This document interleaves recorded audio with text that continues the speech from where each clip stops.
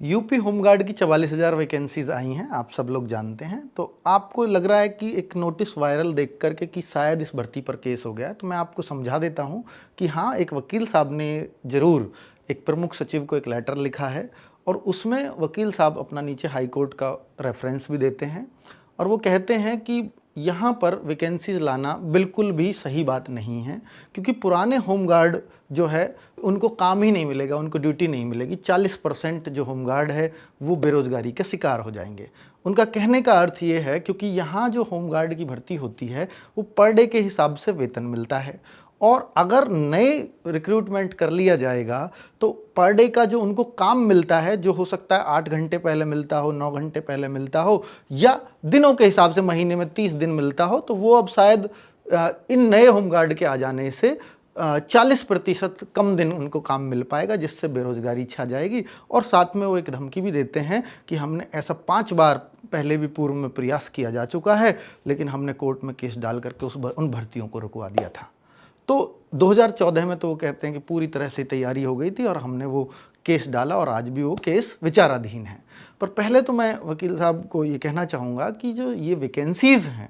ये निश्चित तौर पर ये जो निकाली गई हैं, क्योंकि वो बताते हैं, एक सरकार का एक नोटिफिकेशन भी जारी हुआ था जिसमें स्वीकृत पद 1,18,000 बताए गए थे और वो इस हिसाब से ही बताए होंगे क्योंकि उनको पूरे महीने का काम होगा, तभी 1,18,000 स्वीकृत पद यूपी में बताए गए हैं।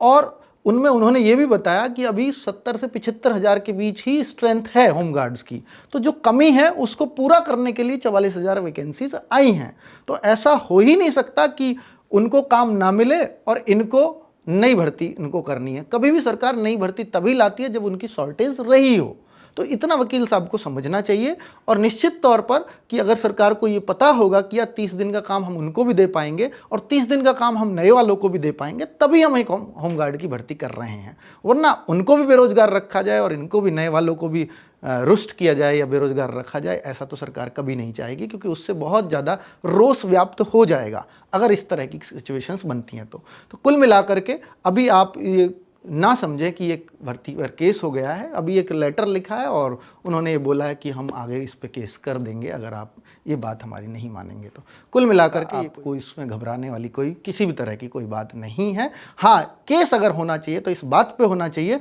कि होमगार्ड का जो पर डे का जो मानदेय है उसको तय नहीं करके पूरा एक फिक्स मानदेय उनका पूरा महीने का कर दिया जाना चाहिए, पर डे का ना करके, क्योंकि पर डे में कितने दिन काम मिलेगा, कितना, ये टेंशन हमेशा बनी रहेगी। तो अगर आपको मांगी करनी है वकील साहब, तो इस बात की करिए एक महीने की एक न्यूनतम सैलरी सभी की फिक्स हो जाए।